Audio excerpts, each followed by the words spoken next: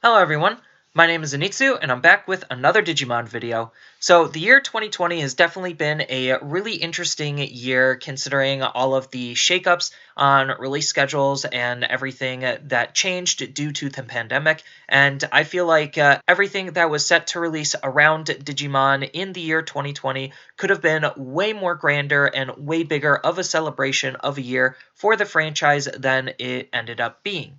So there was just a whole bunch of Digimon related stuff happening throughout the year. I don't think everyone might have been exactly aware of everything, but there was just a lot of Digimon related content happening at all times. So this is kind of just a hypothetical timeline on what could have been the year 2020 for the Digimon franchise.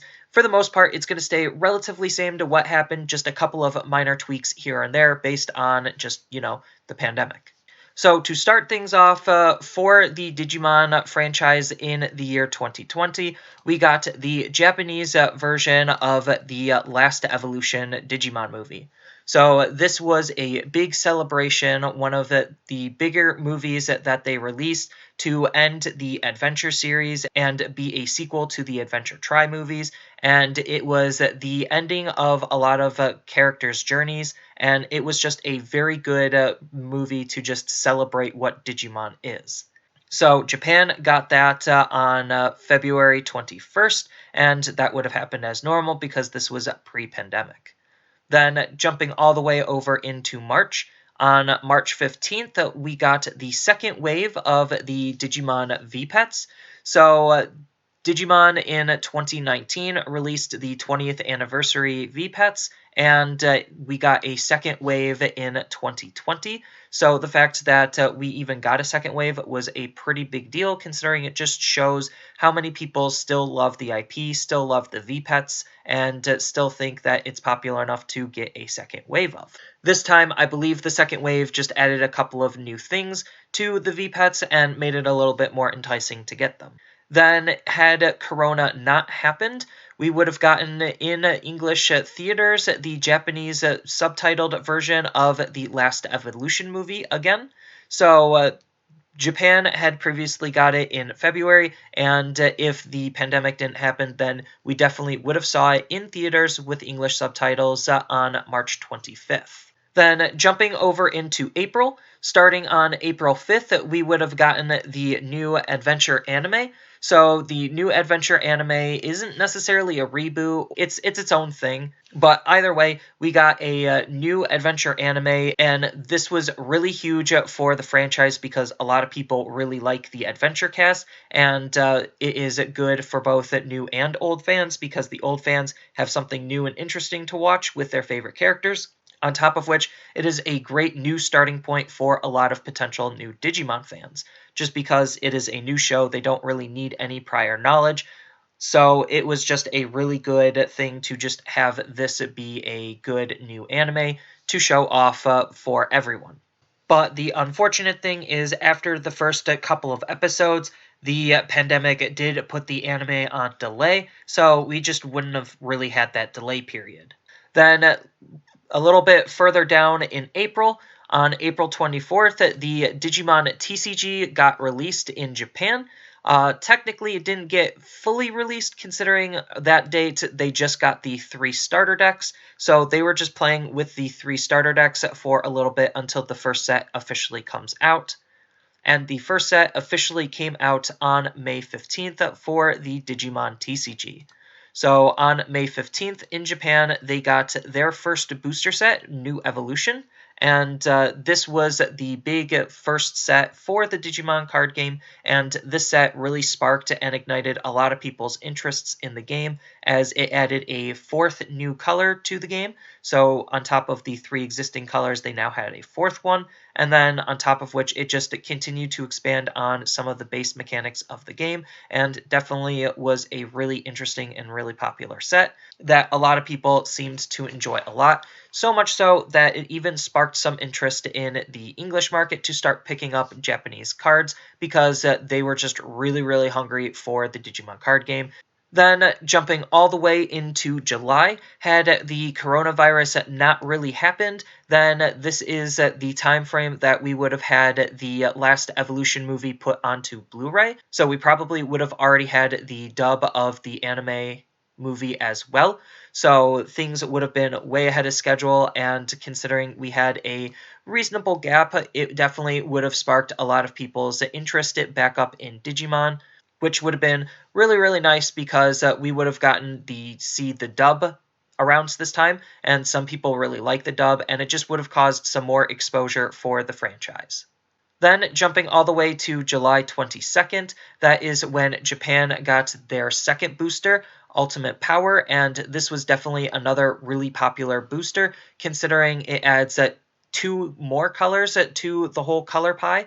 So now they have black and purple to start playing with, and it definitely introduced all of the Dark Masters, and it had a whole bunch of fan favorite Digimon, so this was another really good set, and it continued to spark some interest in the English audiences on picking up the game or wanting the game, just because now they have a second booster to play with, so there's a lot more diversity in the card pool and a lot more interesting and new mechanics that they started playing around with. So this was definitely a really good thing for the card game, even though it was just a normally scheduled set.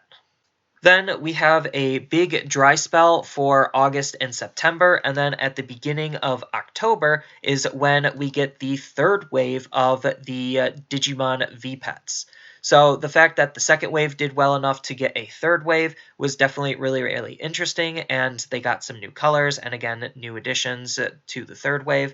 So it was just overall really, really good for Digimon that they even got more things Digimon related in the form of a new wave of Digivices.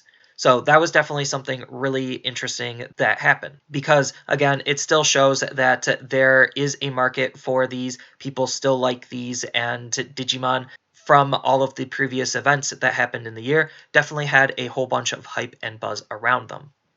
And then at the end of the month of October is when we got the third booster for Japan for the Digimon TCG.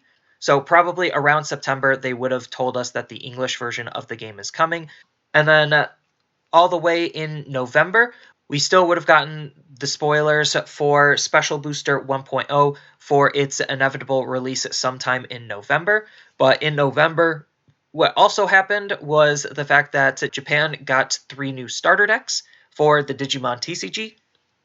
So this allowed you to play starter decks of the colors that didn't originally get starter decks. So these were all of the new colors added, and they definitely were really popular and really powerful starter decks, and definitely shook up the game quite a bit. But again, around this period of time is when we would, for the English market, have gotten the official release of Special Booster 1.0. So I previously talked about this in another video, but just going over it quickly in this video, I definitely think in November is when Special Booster version 1.0 should have officially came out, and they decided to delay it due to the pandemic and pushed that official release date all the way back to January of 2021. But again, just looking at some of the evidence and the timelines of things, I definitely think that in November, Special Booster 1.0 should have came out, considering if we look at when Special Booster 1.5 comes out in February, that's just really soon for 2 sets to be coming out back to back. So looking back at like a 2.5 or 2 or 3 month time period, definitely shows that the set should have released in November sometime, and if the pandemic didn't happen, then I definitely think for sure that the set would have released in November. And then to start to cap the year off for what Digimon could have been in 2020, we would have potentially gotten the video game for Digimon Survive released towards the middle end of December. So this game has a whole bunch of hype. It's supposed to be like the 20th anniversary game to kind of just continue the whole 20th anniversary celebration of Digimon, and this game definitely has a whole bunch of hype and buzz around it. not only just for what it's doing potentially mechanically or story-wise, but the fact that it's just more Digimon stuff and people are still really, really liking the Digimon stuff, considering the last couple of games have done relatively well. So there definitely was a lot of people who were interested in Digimon Survive, and had the pandemic not happened to delay the game to 2021, if development went a little bit more smoother, then we potentially could have seen the Digimon Survive game be released at the, again, early to middle end of December, so that way people can get it for the holidays. And then the very last thing Digimon that would happen at the end of 2020 would have been the release of the fourth booster, which is Great Legends. So the Digimon TCG, the Japanese release schedules really wouldn't have changed that much. Maybe a couple of dates were pushed here and there, maybe a month early or a month delay on some of the sets, but the fact that they still would have had their 4 sets be released in 2020 would have just definitely been a really interesting thing, and would have still happened. And definitely capping off with some more Digimon TCG stuff, again, would spark even more interest, as the set definitely had a lot of hype going into it, considering it just is continuing to do what Digimon does, and that's innovate on what it currently had, and add some new cards to the card pool, and definitely make it a really diverse game. So this is kind of just the general timeline of everything that could have happened had the pandemic not really affected Digimon in 2020. As I mentioned before, there was just a really staggering large amount of Digimon-related things all happening in 2020, and if the 2020 pandemic didn't happen, then we could have gotten even more Digimon stuff, because, again, Digimon Survive got pushed to 2021. The English release date of Special Booster also got pushed back to 2021, but we still had the pre-sale, so that kind of, like, again, alludes to why November would have been the official release.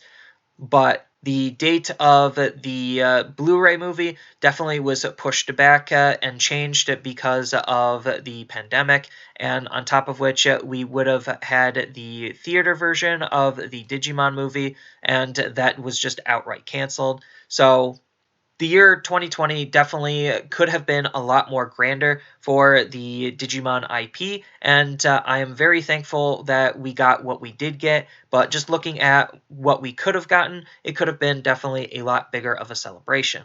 But Digimon in the year 2020 was still relatively huge and still had a lot of moderate success, even surviving through some of the pandemic and the TCG doing so well, on top of a whole bunch of other multimedia stuff for the IP as well, doing well.